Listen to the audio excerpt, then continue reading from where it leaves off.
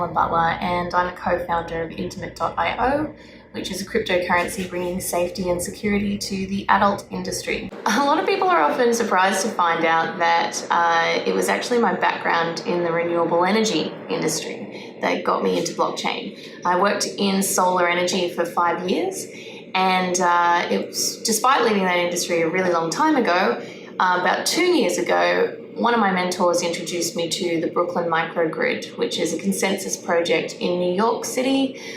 It was the first time that peer-to-peer energy trading was ever proven on the blockchain. And when I first found out about this, it really captured my imagination. This idea of decentralization really subverting the way that our economy currently works, and potentially taking power away from a few centralized bodies and putting it back into the hands of the people.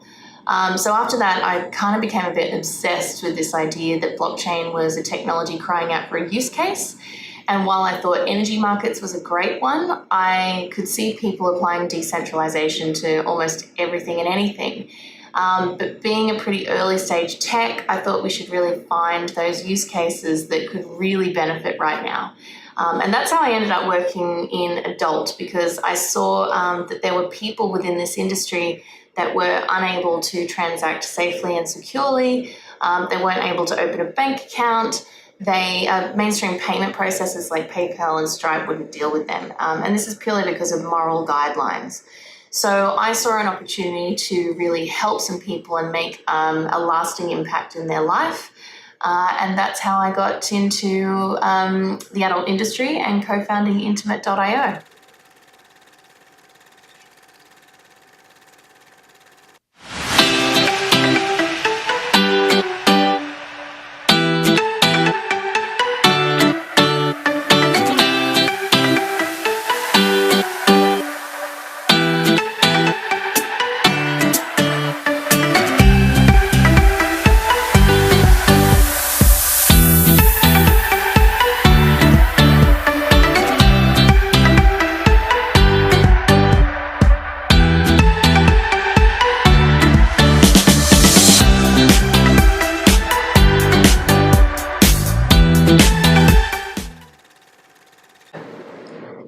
So other projects aside from mine that I'm interested in, so obviously anything to do with financial inclusion, banking the unbanked, economic empowerment is always of interest to me. So projects like Amizago, they're doing some really great stuff to improve payment networks and bank the unbanked in Southeast Asia.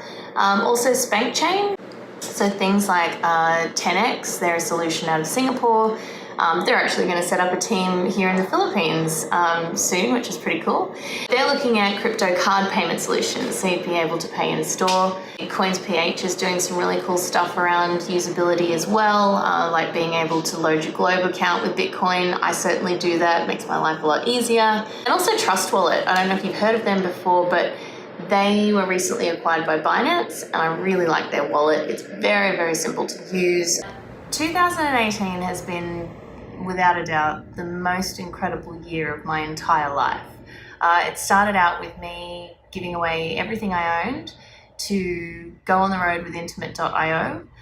So I left behind my home and my family and friends in Australia, and we went traveling the world to spread our message and to raise funds for our project. And we were very successful. The coolest thing about that is that when I first started, I was a bit nervous that some people wouldn't really like the content of our business and would, I guess, revolt against the message that I had, which was around sex positivity and respect of all people everywhere. But people have been incredibly welcoming of us, and they've really embraced us, and that's been just so validating, I guess, that we really are on the right path, and what we're doing is has the potential to help a lot of people and really improve their lives. So that's been awesome. We've had highlight after highlight after highlight, really, I guess some of the big ones would be for me speaking at Blockchain Week NYC, delivering a keynote at a Women in Blockchain event in New York City. I also spoke at the launch of Women in Blockchain Manila, which was amazing, especially considering now that we really feel so welcomed by the community in the Philippines. And to top off the year, I actually received 2 XBiz Exec Award nominations, one for Progressive Leadership and another one for Woman of the Year. So I don't expect to win those awards because I'm up against some incredible luminaries, people who I look up to as my mentors, but just to be nominated up alongside them, I cried when I found out. It was just unbelievable. So yeah, it's been the best year ever. I'm still pinching myself. I'm wondering when I'm going to wake up. Everything. Firstly, moving into our new home in Angeles City.